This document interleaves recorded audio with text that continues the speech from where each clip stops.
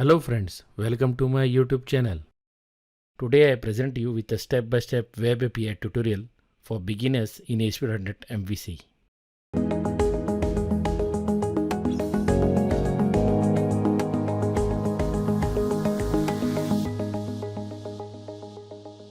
So let's start.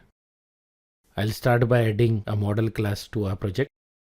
I'll right click, then add, then class.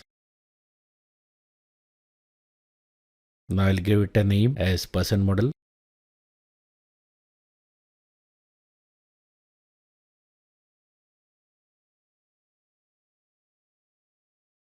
Now I'll be adding some properties to the class.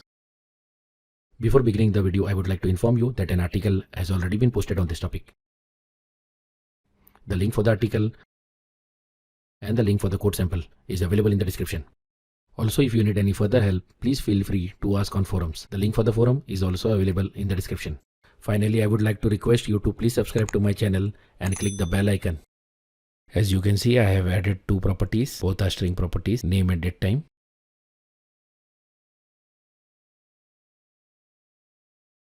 Now I'll be adding a controller to the project. This is a web API controller. I'm selecting the empty option. I'll give it a suitable name.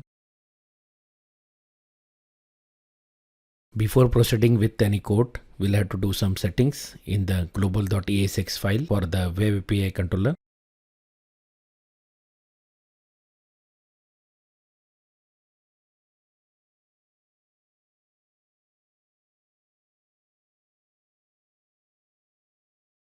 Here we will have to register the web API controller using the configure method.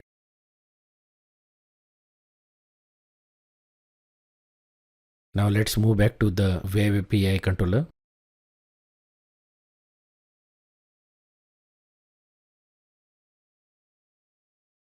So here I'll be creating an action method. This particular action method will accept an object of person model class and also return an object of person model class. And this particular action method will be called through jQuery AJAX function. As you can see, I am setting the current date time in the date time property of the person model class object, while the name will be sent from the client side. So basically the date time will verify that the call is successful and the date time is from the server itself. Finally, as you can see, the person model class object is returned back to the client. Here I am decorating the method with the HTTP post attribute, and then I am setting its root.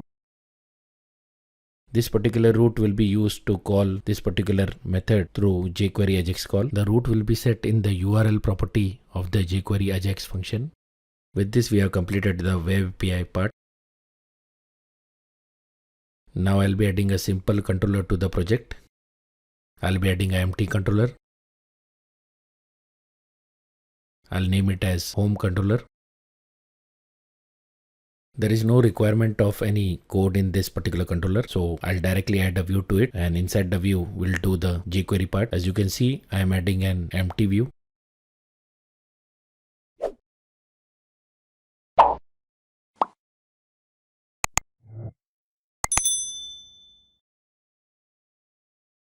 So here I am starting by adding a text box, and this particular text box will accept the name which we need to send to the web API controller.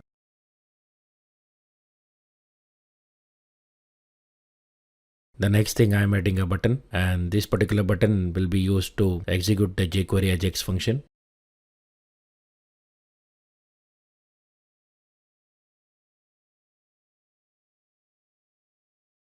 So now we can proceed with the jQuery code. I'll start by inheriting the jQuery library. After that, I'm adding script tag, and inside which will write the jQuery code, or in other words, the JavaScript code. Inside the script tags, I'll start by adding a jQuery document ready function.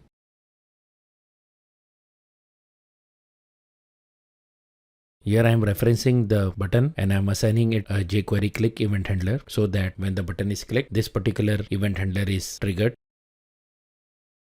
So here very first thing I am creating a JSON object, and inside this particular JSON object I'll be storing the value which is entered by the user in the name text box.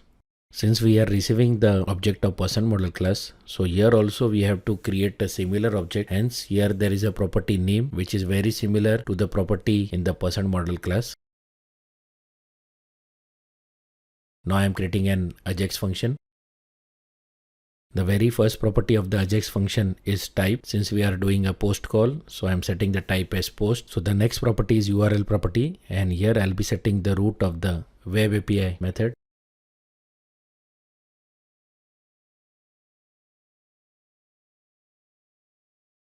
The third property is data. Here I'll be passing the person object, and after that the jQuery Ajax function is as standard what we use. Hence I'll not go into the explanation part. If you need to know the details of how a jQuery Ajax call is made in MVC, please refer to the video on the right hand side.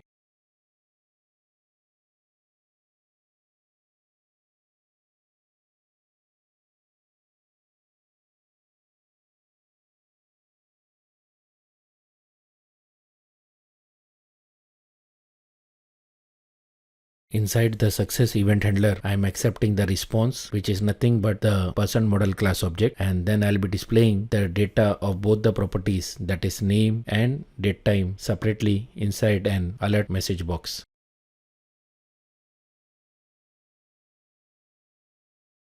Then comes the failure and error event handlers of the jQuery Ajax function. So I'll just move fast forward in it.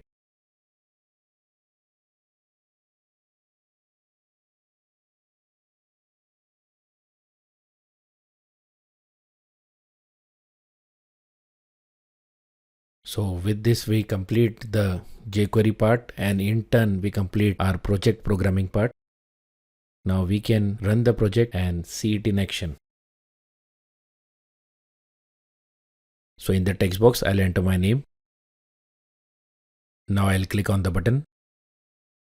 As you can see, my name as well as the current date time from the server is displayed using JavaScript alert message box. So with this we come to the end of this video. Today we learned how to create a web API in ASP.NET MVC, and also we learned how to call it using jQuery Ajax in ASP.NET MVC. Thanks for watching. Please like, share and subscribe, and don't forget to click the bell icon.